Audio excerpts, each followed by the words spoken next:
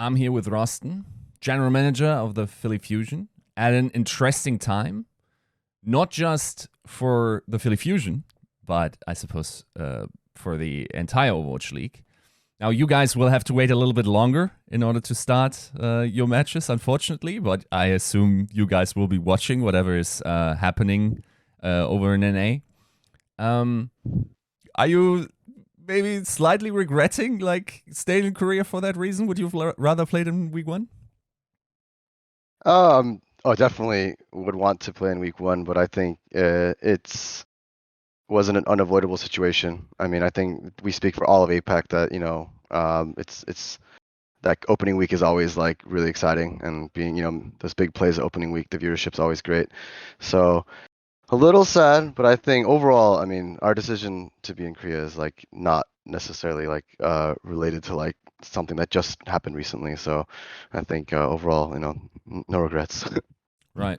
Can you explain a little bit about the decision? I mean, we know you have the T1's facilities there. I think from an organizational setup, you're like, if the league would ask teams to fill up the APAC portion a little bit, I think you guys are the first ones to like be able to systemically support that. Is that just like the reason why you guys stayed there?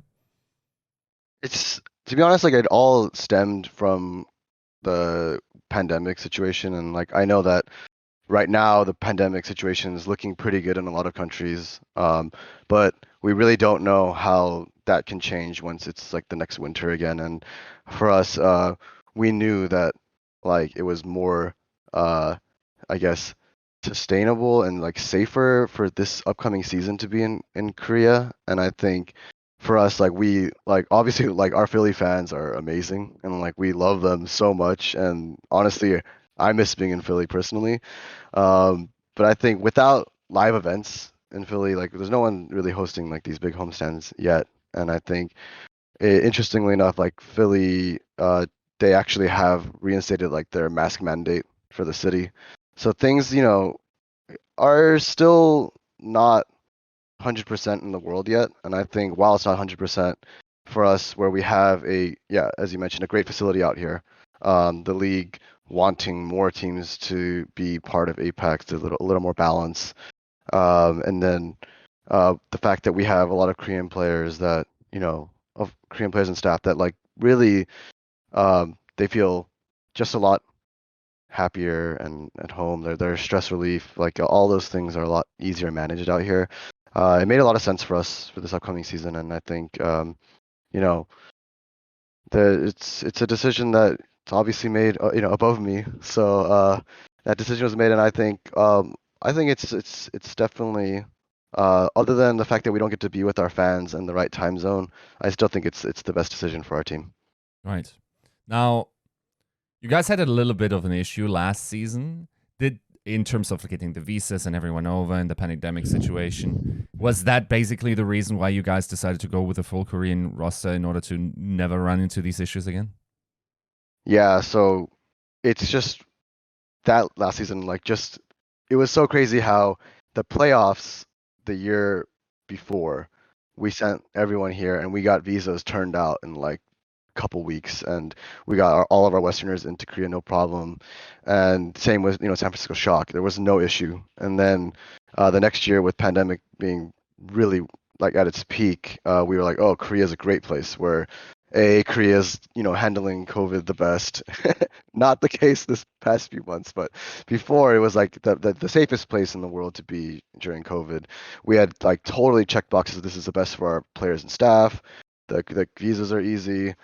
All these things look good, and then that happened last year, and I think and I think that was kind of like maybe the at least personally and as an org, I feel like that's like the first time I think I felt really bad. Like we weren't like the best org for our players. I always felt really confident that Fusion's always done the best for our players, and I think that's like the first time where I felt like I was really hurt by like the way that season impacted our players. And I think as a management and we just talked, and we're like, we don't, while we're temporarily in Korea again this year, we don't want to actually have that potential issue happen again.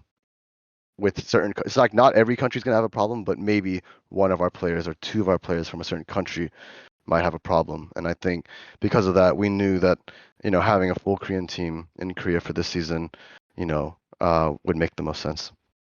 Right. Now, from the outside, doing a little bit of napkin math, it always was probably also pretty apparent to fans that you guys are one of the teams, I mean, resourcing incredibly well.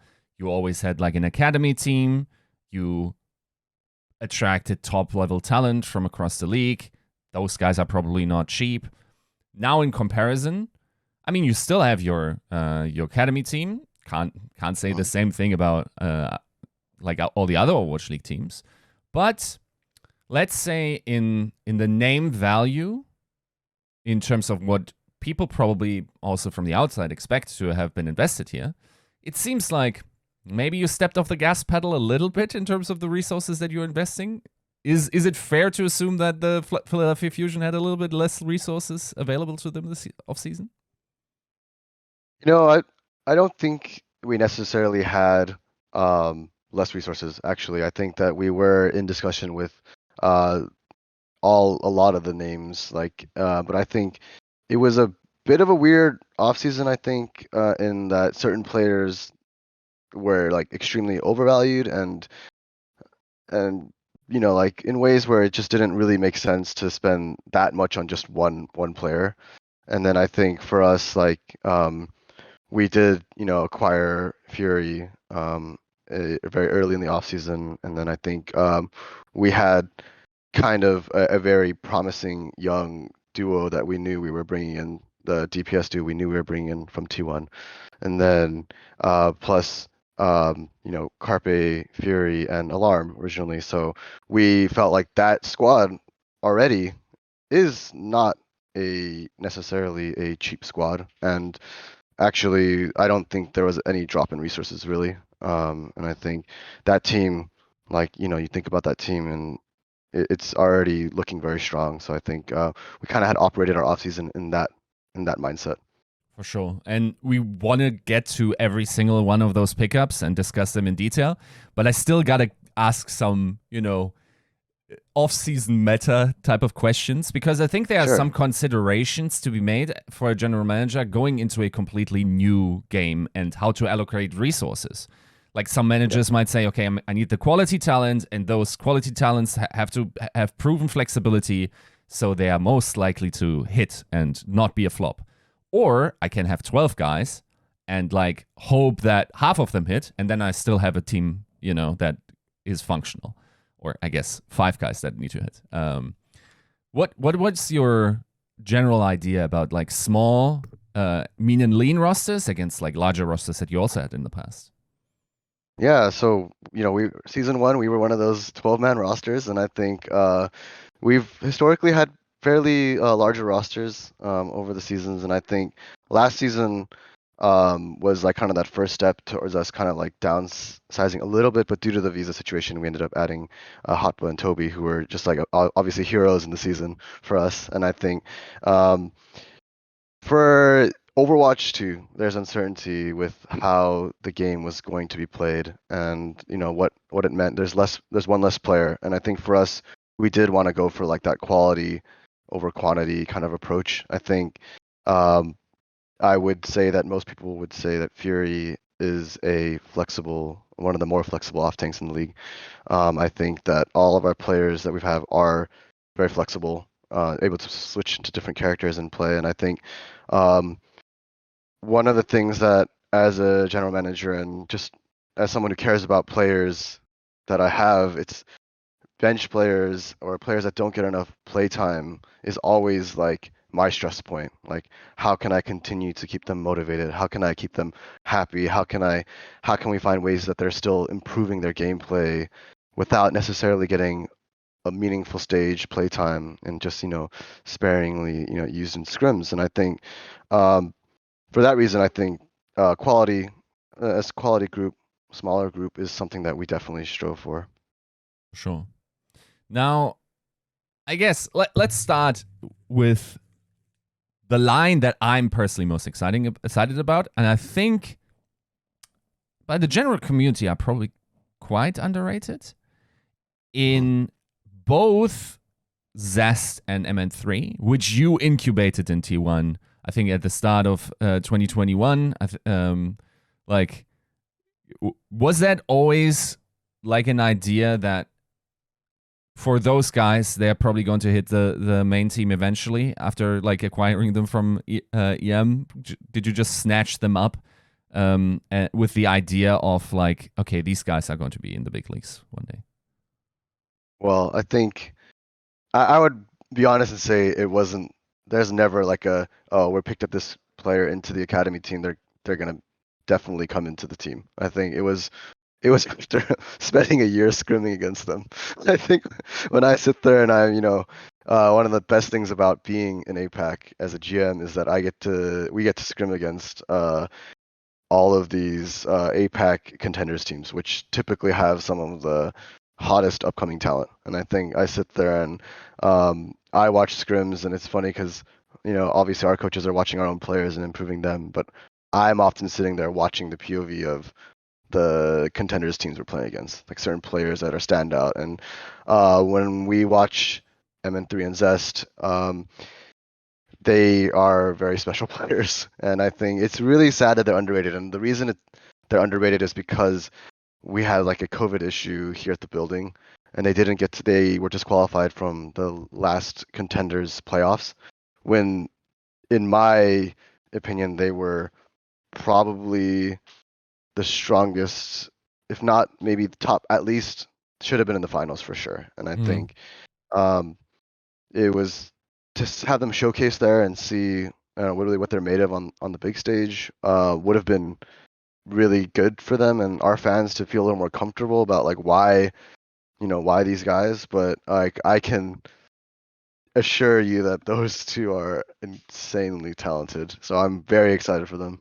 For sure. I think Avril, the Overwatch League caster, is certainly very excited about MN3. Yeah. Do you think it's an interesting situation in the Fusion, right? Because theoretically speaking, I mean, there's a lot of overlap with Carpe theoretically, right? And while we have the potential of 2-hit scan, which the team needs to cover in its DPS line, maybe there's just one in some meta iterations. Given the status that Carpe has had in the Fusion, is he just set in stone as a starter, or does MN3 have a say in like outperforming him and therefore starting? I think, depending on the map, depending on the comp, depending on the situation, really, we can see either of them or both of them playing. And I really don't think there's despite having the same hero pool, they are very different as teammates and as leaders in the team. So I think Carpe has been with me since day one, and I think the reason why Carpe is here is because he's like insanely hardworking, and he's also super smart. People always think they don't realize that guy is really intelligent at the game, and his shot calling ability is the craziest thing for a scan player to lead the team in the way he does. And I think MN3, obviously, you don't need to know anything about Overwatch to know that guy has some of the craziest mechanical and physical ceiling that have ever existed in the league. And I think you pair the two, they learn so much. We've had each other for a while, and I love seeing Carpe messaging MN3 hey, this is something that I would think about when you're doing that. And then also MN3 really pushing Carpe to always keep his mechanics at the top level, and I think I love to see that. And I think they're always supporting each other. They're very competitive as well, so I think it brings out the best in both. And I feel like you can never have too much of a good thing, so I'm very excited about both of them. Sure. It feels like sort of in the way we talk about rookies this year, it's almost unfair that with San Francisco Shock acquiring the proper, he seems to have so much hype. Do you think MN3 has something to say about that rookie trophy though? Yeah, I think there's a few really standout rookies this year, and I think it's going to be a tight race. I'm, Proper is someone who's just been known in the scene since he was really young, that he was very talented. And obviously, he is very talented. And I think not always does that necessarily translate to the league. And I think obviously Overwatch 2 is a little different. Characters move slightly different, and I think most of the skills are transferable. But I think, you never know because Overwatch is a team game, and I think I I think MN3 and Zest. I hate that people sleep on Zest. Like Zest to me is like very like unique as a flex DPS player, and I think compared to like at least a lot of flex DPS players I've heard or heard stories about, it's like it's like there's mechanics, there's like listening, being able to like follow the team's comms and directions, and then there's like not being too greedy and like and I think it's a very feast or famine position typically, and I think Zest is someone who I think brings an incredibly big hero pool, like someone who I'm comfortable can handle everything, and when I watch his POV and the team plays, I'm like always like confident that he's on the same page with the rest of his team while still having incredible mechanics. So I really hope that Zest, like especially our fans, can be excited as I am about Zest. Like I know so many people that get to know him are like, wow, he is amazing, and I'm just hoping that our fans can see that very soon. Nice. Now, another, former T1 player that you then brought back after even giving him up to another Overwatch League Academy team is Fixer. How did that come to be? Like, filling the main support role is a challenging one this season, for sure. How did you land at Fixer? So I think that season of T1 contenders was like kind of like I would say like a little bit of a dark time. We put a lot of invested a lot of resources into like developing that team, but we didn't have a lot of success at that year. I think it wasn't until like Jin took over the T1 contenders team where they really became like a very strong competitive team, and I think that year was like a lot of like I would say heartache in a way, and I know that a lot of people it was like they worked a lot of hours, they worked super hard, but success wasn't there. um and I know it was stressful, and I think we generally kind of had like a almost like a full rebuild disband of that group that year. So that's kind of the reason we just kind of wanted to bring in a very fresh like a very fresh team, and I think that was kind of like the difference and kind of reason why Fixa left. But I worked pretty closely with the manager previously on that team, and I know that Fixa was always one of like the really good kids on the team, as far as a teammate and as far as like potential as a player. I think with a lot of like the talented main supports, rookies especially, like that the balance between like when to be aggressive, when to be defensive, when to like strictly peel versus when to like actually push your advantage. Like those decisions are actually very difficult for these young players, and I think even like some of like the more I guess bigger name rookies like Chorong, for example. I know that he's had moments when he's like 1v5 people, and then he's also had moments where he's just like feeding, and I'm like, these are things that like I see a lot of potential in Fixa as like a long-term prospect and player for Fusion. So I think working on decision making, working on how to play cohesively as one unit is something that I trust our coaches to do immensely, and I think I trust every offseason. I trust my coach's feedback almost like very strongly when we decide on which players to get. And I think we saw a lot of other options that were in the league already. Options that we know their pros and cons. And then Fixa was someone who is more of like a raw talent, someone who has a lot of good skill sets that can really be developed into make him like a surprise strength for our team. Right. Now in the back line, he has Another team that I guess the story is very different there because I mean Aimgod is one of the more seasoned Overwatch League professionals already playing in Overwatch League Season 1. How do you land at Aimgod?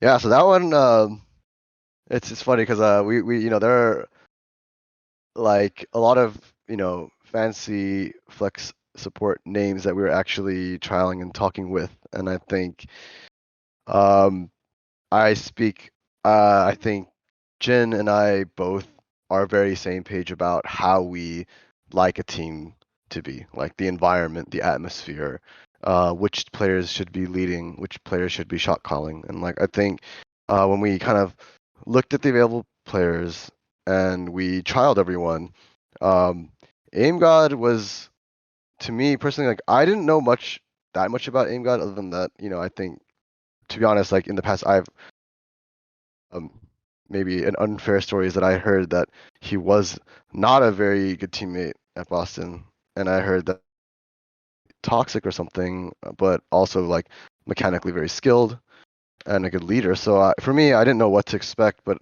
like I've spent months with this guy is like, if there's like a guy who is like the culture leader and like the heartbeat of like I'm like so shocked at like how much I feel like he's developed as a shot caller and leader in the game.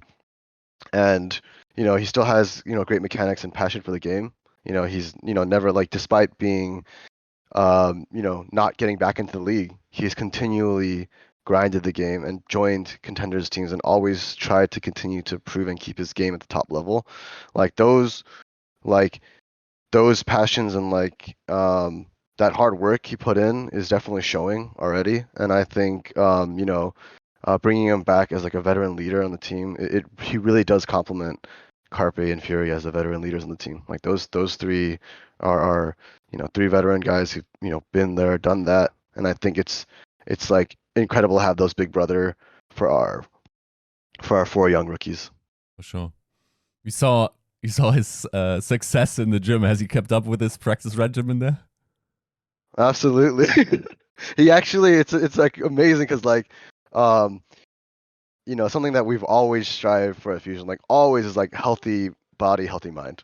And like it's like so hard to do. Once the season gets into the fray of things, like, we can always get a workout in the preseason, but like once the season's stressful, it's like so hard to see people go to the gym and make it a priority. And like having a culture leader like him, where he's like, not only he's like funny and he's like, always connecting with the guys, but he's also like, gym time. Let's not, tomorrow, let's work hard in the gym. This is how we get rid of our stress. Like that is like a guy who like lives and breathes like kind of like what we think is like a healthy professional athlete. Right. Now, another veteran that you now brought back to the Fusion Hmm. is, of course, Fury. Now, Fury, in my mind, definitely one of the best off tanks in Overwatch history, but maybe not the most successful year last season. How did you land at Fury and give him, the confidence once again?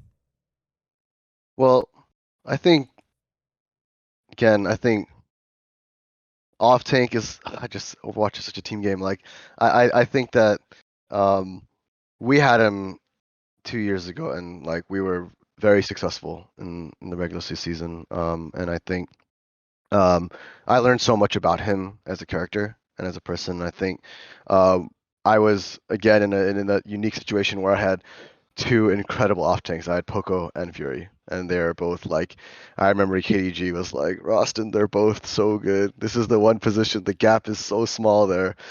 And like I remember like despite that, I know that he had like that year he had a little bit of like burnout living in America, and I think stress about it. And I think like funnily we we made the decision to like let him test free agency and be free before we knew we were gonna be in Korea, which is like so funny and ironic. But Yeah. I think for me, like I know that like what he brings, like a calming demeanor into the game when he plays the game, And I think I think when you've already won a championship and been the best of the best, I think you kind of have that pedigree and that chill. And I think when I watched him, I didn't think he actually did. I don't think it was like a bad year for him personally. I think it was just a rough year um, for like team cohesion at Washington last year. I think he was paired with a very aggressive rookie main tank and mag, and like obviously incredibly skilled. But I think it was like in comparison to like playing with Sato the year before, and I think those things were a little different. And I think maybe they were on the same page, and maybe they did look like out of sync. But um, I mean, I'm very close with Pre, their GM, and I know that like culture-wise, he was working incredibly hard. He was a great leader to so many of the other players, and um, he really, he's an amazing player and an amazing person. So I knew that if I had the opportunity to have him back, I would. And when Pri and I talked, there was interest in one of our academy players, and then there was some situation at home where Fury would feel much better mentally to be closer to his family here in Korea. So we talked about it and we got something to work out, and I love Fury, so happy to have him back for sure. No, I know our fans are too. Right. Now, for much of the offseason, it looked like you were like so happy to have him back that you were going to give him the entire tank pool to play around. Then, like, supposedly someone saw a stream where Sato was in the background. Probably wasn't. Actually wasn't. It was. And Yeah. and then you decided on giving another rookie a chance. So how did you arrive at Belosria here? Well, Belosria, like, so crazy, but all four of our rookies were previously T1. And I think it's Belosria is someone who early last year we actually had only mono as our main tank option, and we were actually considering potentially bringing him on as like a backup and like just to as a change of pace player. Belosria's maybe not the most well known for a lot of our fans, but as a like I like as a leader in game, shot calling, as a teammate, like there there's no one really like him. And I know that last year, like even when we're the fusion guys are in one part of the building, the other guys are there. Like I know so many times like Velocia was out of nowhere friends with like so many of our players and like dueling with Shockwave on stream, and I'm like, how did this happen? And I just like know he's like one of those guys that will always make a locker room better. And beyond that, he's young and he's like a super hard working player. So like he's someone that I'm not worried about. Like, hey, I need you to grind like a bunch of Diva and a bunch of Zarya or something, and like get good at that. Like I know it's a challenge that he's willing to take.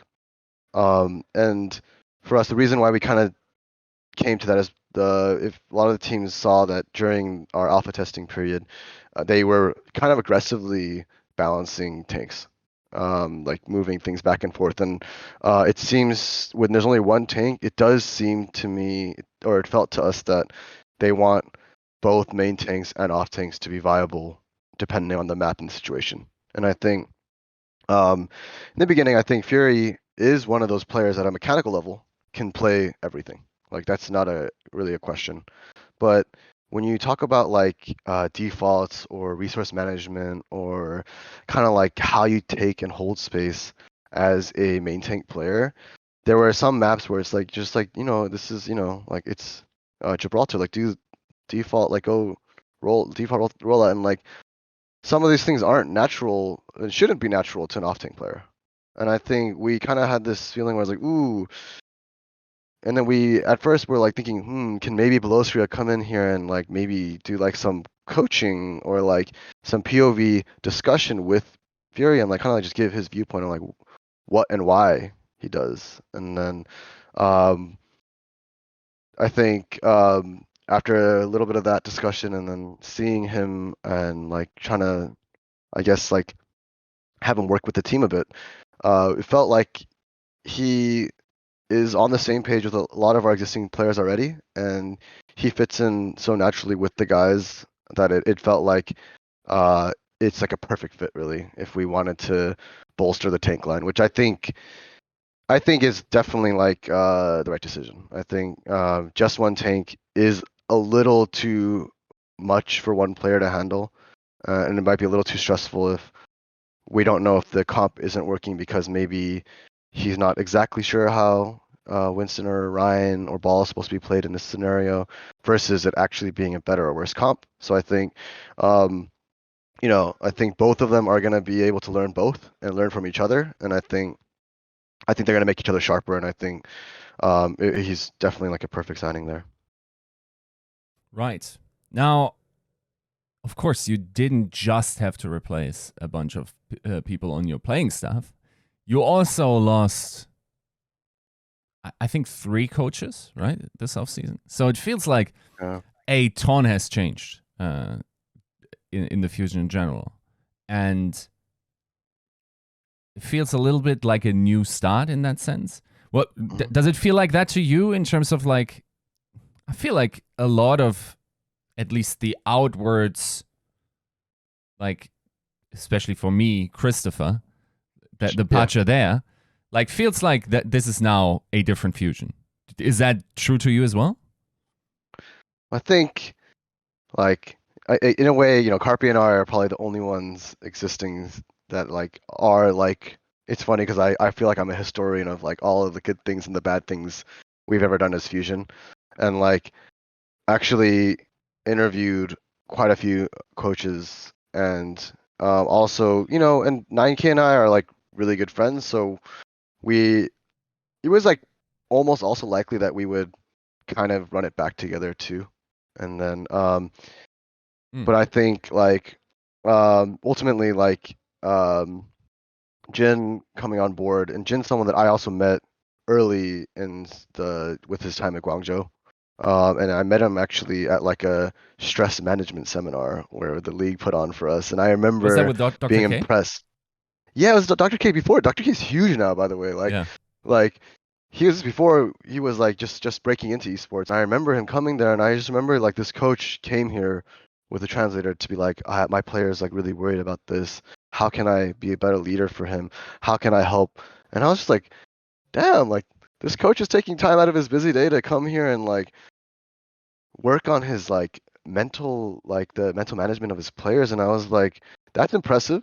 And then after we had a little trade like with Kib and Fraggy, so we got to get close to that org, and I've got to talk to a lot of players that have played for and with him, like Hoppa as well, and like every player that's ever worked for him has like had nothing but great things to say about like how Jin wants the best for each player. Jin listens to players, and he like um brings the most out of each player. And like for me, I'm so lucky that I've been able to work with such insanely good coaches. Like I think a lot of I probably work with the best coaches ever, and it's sad that we don't always stay together for too long. But I've learned so much from KDG and from 9K, from Moby, from Chris and Hui and Hayes as well. Like we really all of those lessons like stay with me, and then when I interviewed coaches and we go through deep talks, and sit there and talk about philosophy, and I think Jin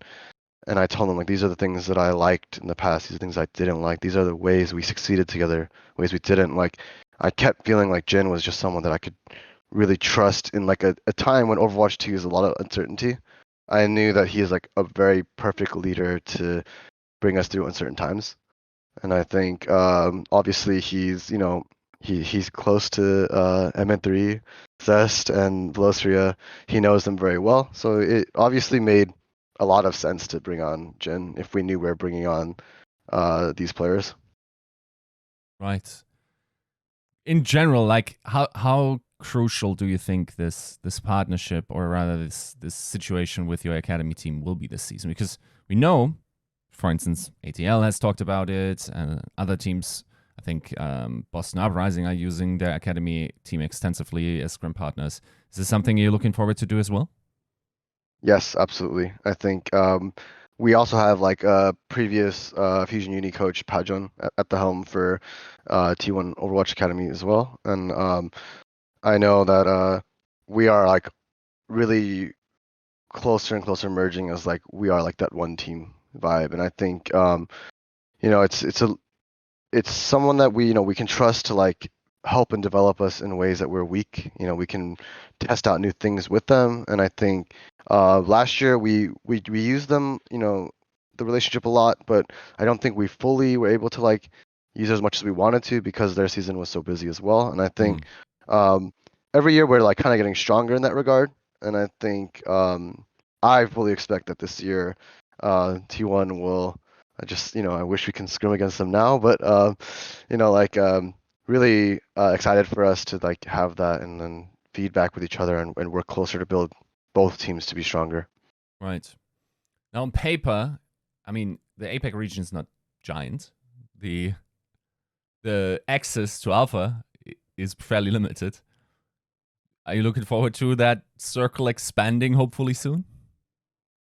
Yes, we're like desperate for it. I mean, I was talking to you like offline a bit about it just now, but it's like it's so hard to get. There are only 6 other teams we can scrim against, and then we play 2 of them in an opening weekend, and like out of nowhere you have like 4 scrim partners that have their own schedule and their own you know issues and whatever, and like there are so many days where we can only get 1 scrim block a day, and I think it's a frustration that I brought up to the league, and obviously it's not up to their control who they give alpha access to. When the beta is out, every contenders team will have it, and I'm like really looking forward to seeing so many of these contenders teams having the beta, and like honestly some of like the most inventive metas and comps come out from contenders teams, whether it's in EU or Asia or NA. Like I think that's like a having the variety and experience is where you can really uh, test your ability over like multiple comps. Right. Now, given the entire volatility in the APAC region, I guess there's one team that at least still looks like the guiding team, not just in APAC, but in I guess Overwatch at large. Shanghai Dragons, of course. Are they beatable this year? Dragons, I think anything is possible, and I think I mean the Dragons are definitely a team that I look at and then like I feel like they have like a lot of resource investment, and I think like while Fusion's always been near the top and like how much we invest into our team and care about Overwatch and the league, I do feel like there are some teams that like really like have like it's like wow like that's a huge bench team. You have a huge squad, a huge coaching staff. They have great expensive players. And I think they are always like that apex and that goal. And I think it's so crazy because last year we played them so closely so many times of the year. And I think that's something that I think will exist this year as well. And I think I think I'm actually like always grateful for them to be in our division. I'm like you're not gonna be the best unless you have the best around you. And like I'm like so happy that some of these teams like like Chengdu being so much stronger than they were like since last year they're so strong. And then Seoul Dynasty looked great as well. And I think as I said earlier, Valiant look improved, Guangzhou definitely improved, Hangzhou improved. I think the APAC looks a lot stronger this year, and I think really like we don't if the regular season starts off where it's tough for us because we have some rookies and tough opponents who have been together for a lot longer, really don't care actually. Like the goal is like to be strong by the time the mid-season tournament or the grand finals come around. And I think having these strong teams around is just yeah, they're a bit scary sometimes, but I think we approach it with a really healthy mindset of this is the opportunity for us to grow and to become as strong as them, Right. if not stronger. So, given that the APAC region has leveled up, do you have internal goal setting? Is there like a spot that you want to achieve? Do you want to participate in a certain amount of tournaments? How far do you required to go in the playoffs in order to say, okay, this was a successful year? You know, every year I say the same thing, and everyone, can meme on Fusion because, we haven't had a first. I don't care if we don't make only one tournament and we get a first once. That makes me happy. But honestly, I do think that with the players we have and the team we have, we should be at the dance every time. And I think, if we miss here or there because the meta's not ideal for us, or we start out a little slow because we do have a very young rookie core, I think that's fine with me. I think the most important thing here is like that we are improving as a group, and that the teammates are making each other better players, and the coaches are continuing leading this ship in the right direction. And I think I feel like it's our expectations were a lot higher before, and I think we had a tragedy in the offseason where I think for us some of the expectations have kind of been leveled for us, where can't expect, like, it's not like championship or bust, but I do think this squad is going to surprise, and I think by the end of the year we will be one of the very scary and very flexible teams. For sure. Now, I also wanted to talk a little bit about last season because on paper, I was pretty hyped by the hybrid roster that you had to go in. And then, of course, everything like seemingly just went awry there. So the immigration issues that you faced there, what made it so difficult? Was it just really the pandemic situation, or because it felt like for some teams they sort of like finagled it a little bit, and then it was harder in some aspects. Is it just like really up to random chance if it works or not? It's there are some teams that might be okay with like coming in on like a travel visa, and like and I know in the past there have been teams that have brought them in travel visa and like had them there for 90 days, flew them out, brought them back in. I know like Neptuno went through that I think a couple times. And I think for us during the year, what happened uniquely last year was that Korea was pretty open to things, and then like right around when the rest of the world was getting like destroyed by COVID, they were freaking out like we don't want any foreigners in our country. Like they're just like, we don't want any foreigners in our country. They made the visa process incredibly hard. They were shutting down like consulates and embassies in their respective countries. Like Poco is the guy who I was like, he turned in his passport and they said, yeah, you'll get your visa back in a week or two, which is way before the season started. And then I don't know that France had a pretty bad COVID situation, and then that embassy closed, and then there was like no updates, and then we were just sitting there like, what is going on? Like, why can't we just get him over there? And it like that is like seriously one of the most heartbreaking things that ever happened to me in like at least in my career here, because it's like to go from he's probably the first guy to be in Korea before the season starts to literally not making it for the whole regular season is something like, I will always be disappointed by. And I think it really isn't something that we could have predicted, given that it was so easy for us to get in just 4 months earlier for the playoffs on such short notice.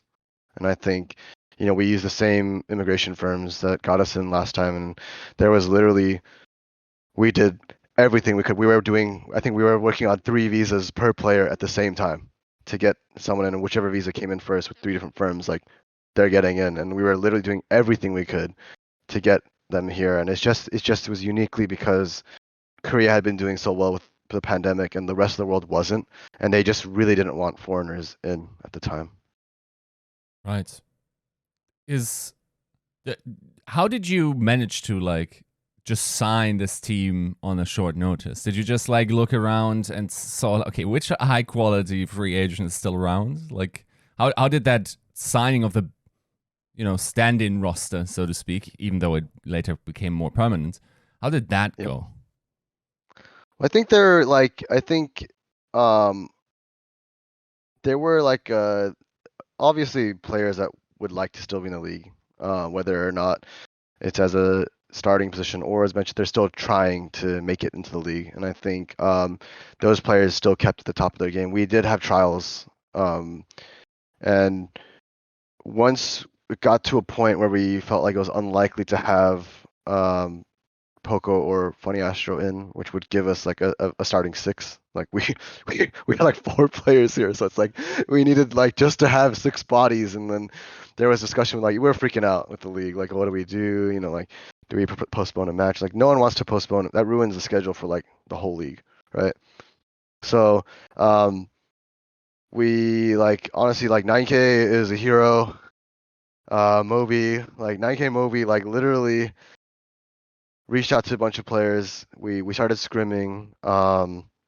We found a natural fit. Like Hotba has played with our team before, and then Toby is obviously just like a legend and like a veteran in that he's had so many experiences that like slotting him into a team like and working with our team is like something that I think he was such a natural fit for. So I know that they pretty quickly found them and then started scrimming, and I think to be honest, our scrim results were I think if you remember, our scrim bucks were really, really bad even with that Yeah. squad, and but there was a lot of trust in them. Like 9K and Moby like worked with them every day, and then there was a lot of trust that this squad could perform on stage.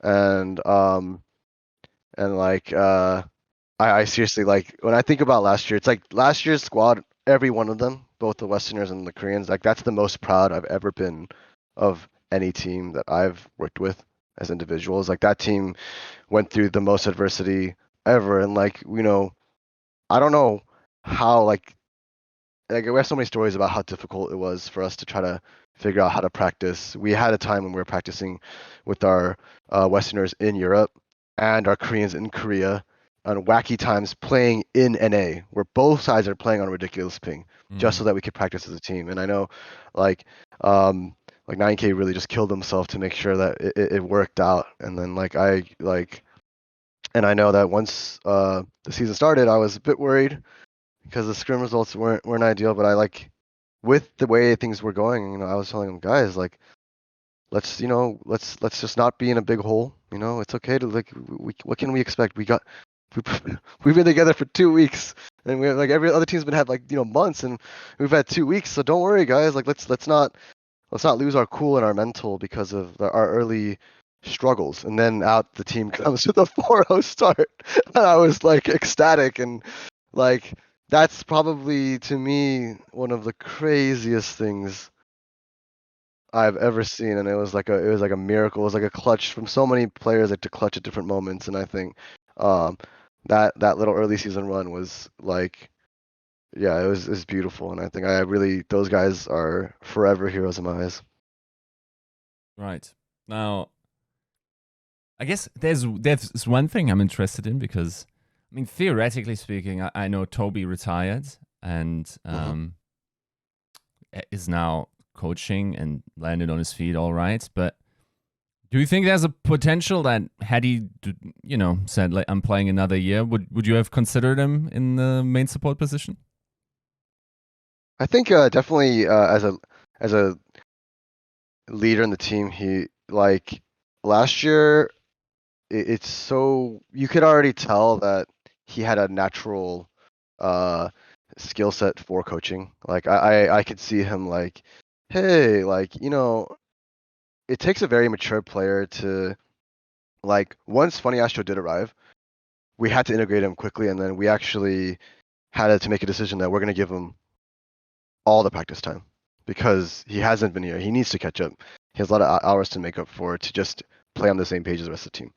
For him to accept that and understand that that is what we think is like the best approach for the future, and then on top of that to sit on every scrim and watch all these povs and then be able to be like, hey, Daniel or Astro, I think maybe in this situation maybe you could try to think about this and try to help. And like I don't know, like as far as a mature and like good teammate who makes like he's like also like I feel like he was like the meme leader last year where he would like say things and like every other player would like look up to him and like copy the way he says things and um like I think at a certain point he was thinking about I want to move into coaching more than playing next year, and I think for me it wasn't really like I didn't really have to think about that whether or not, but I mean I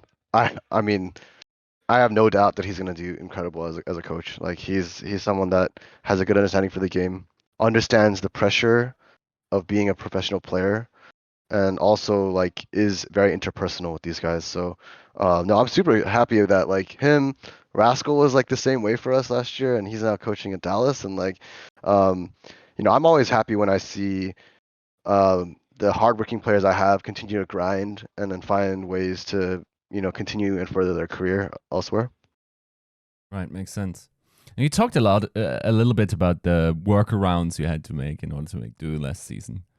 One interesting one was the contender stint with the European guys. Oh yeah, yeah. How did you arrive at that solution?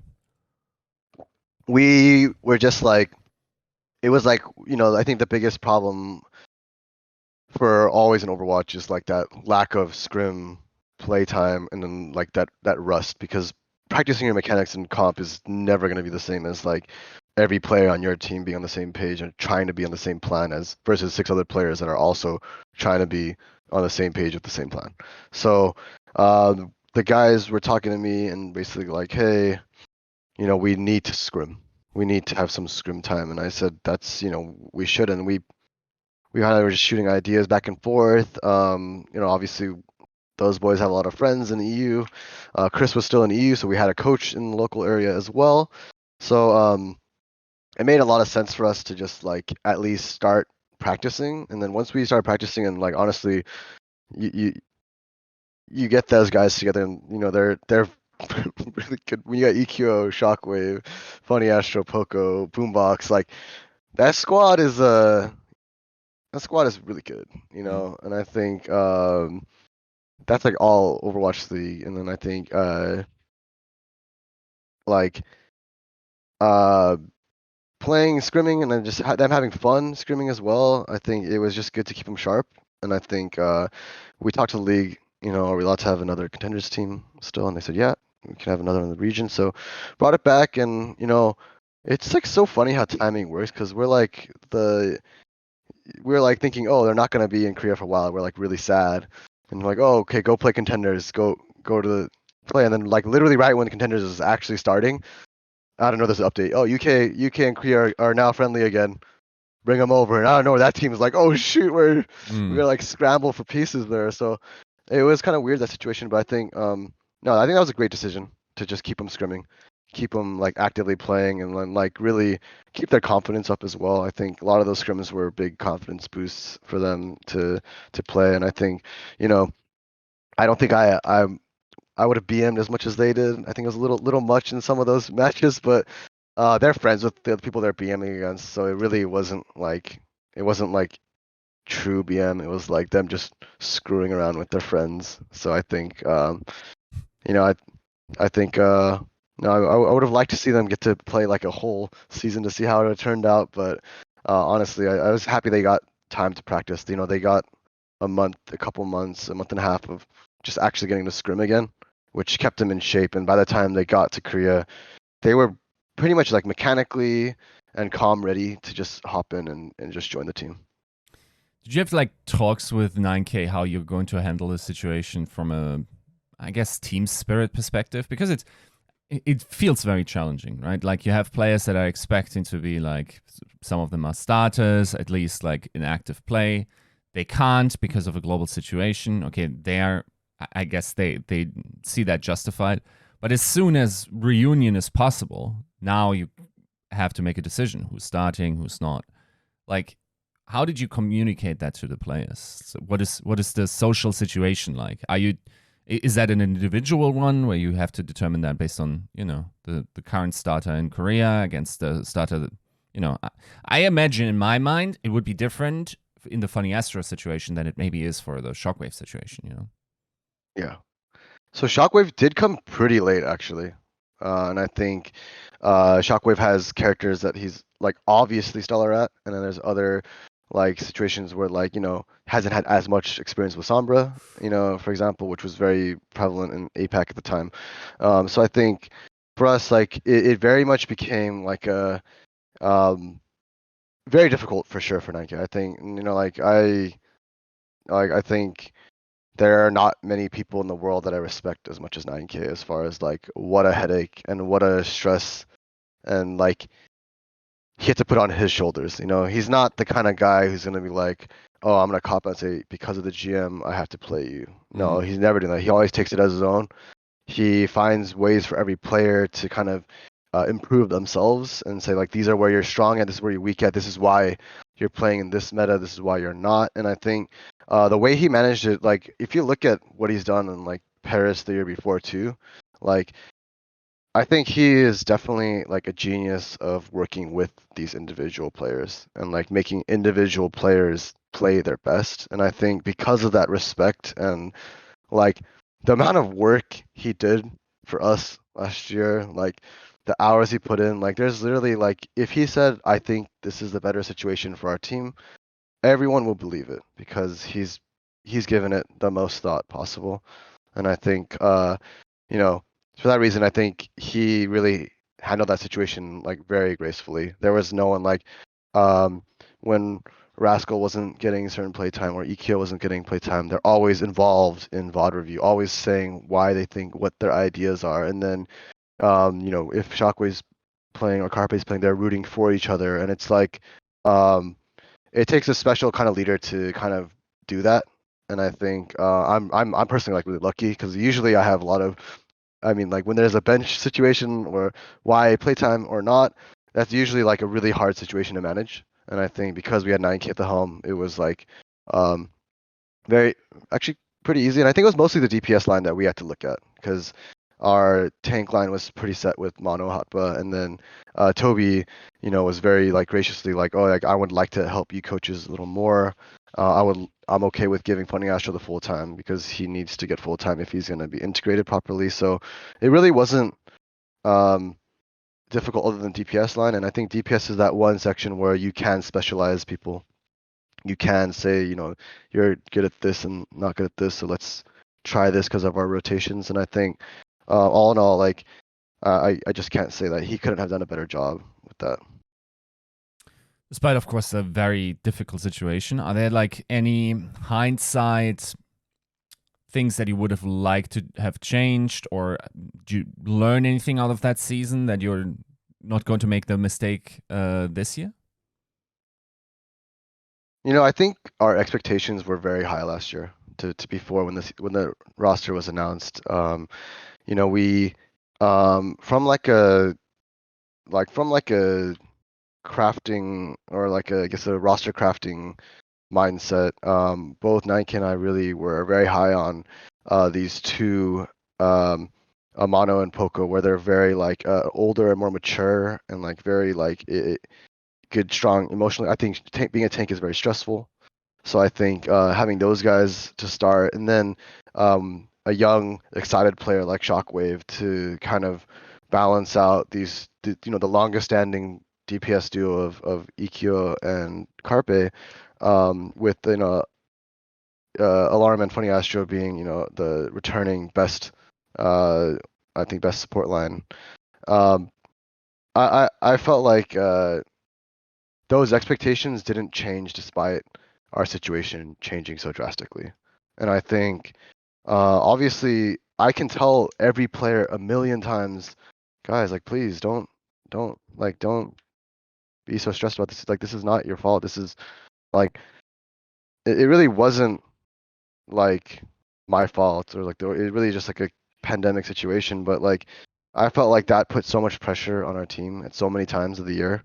And then I think the 4-0 start and like playing Shanghai to like, centimeters, millimeters, right? In that first tournament qualifier, like those things all added up to like these like a map loss here, or like there was just so much pressure and overthinking things. And I think it was really hard for us to fight that. And then I think constantly integrating players and like the way people weren't. It's not like all the Westerners came at once. It was like one at a time, and we're reintegrating someone, explaining our comm structure, how things are going, or really developing like even Mono's English skills. Like, I think if he had the whole season together, I know he's gonna be fine. But like, really, he had like half a season at the most busiest time of the season, in season, to like kind of try to develop that in-game comms. And I know that, I always feel like for whatever reason, and I think for fans, of course, you can feel like it wasn't the most successful season, but like even for our own guys internally, they felt like it was like kind of like a not a successful season. And like for me, I'm like, we made the playoffs. Like Seoul Dynasty didn't make the playoffs. Shanghai. Hangzhou Spark didn't make the playoffs. Like that double header, like that is like, to me, like one of the most proud I've ever been of a team to like overcome so much adversity to try to, like, there are so many times we could have just been discouraged and just given up, but like everyone kept like this insane work ethic towards like, trying to be the best. But I would say the only thing is like the expectations were a little too high, and I think and I just, for all those guys, I know it was not a failure of a year. I'm very proud of each of them, and I think that's not something that I think they're proud of themselves for. Right. Now we said that, I mean, a lot of people or like players and staff left the Fusion, and you had to get new guys in.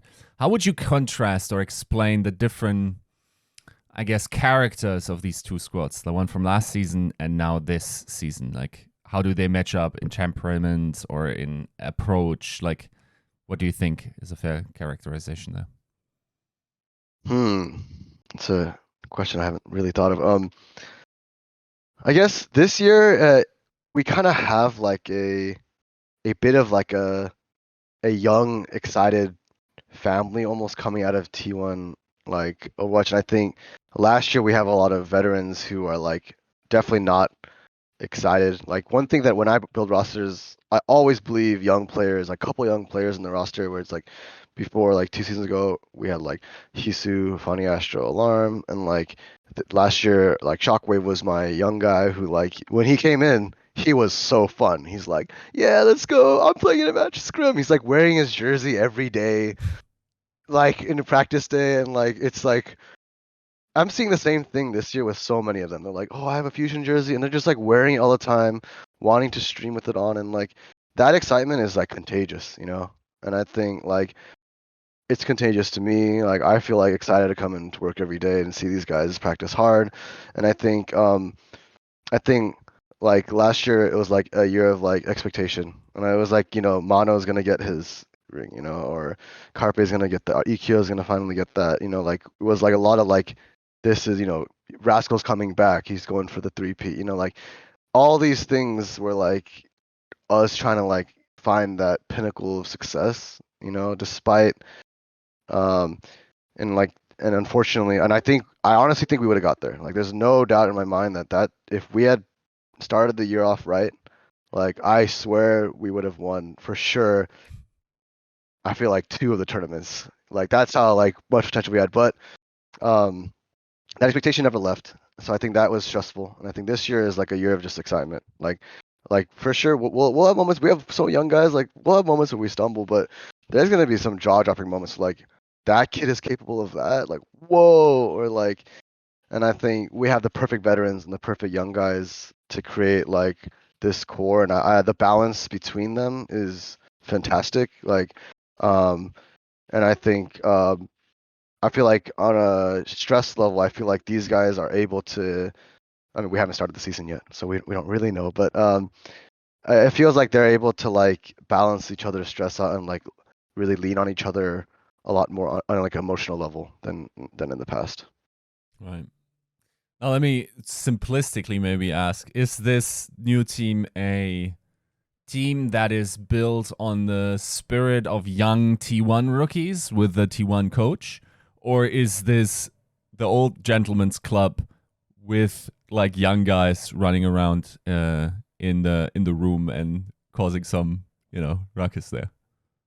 Well, I mean, Jin is not like I mean, he's an experienced coach, and I think Jin with Guangzhou actually has won a tournament, which has eluded us still.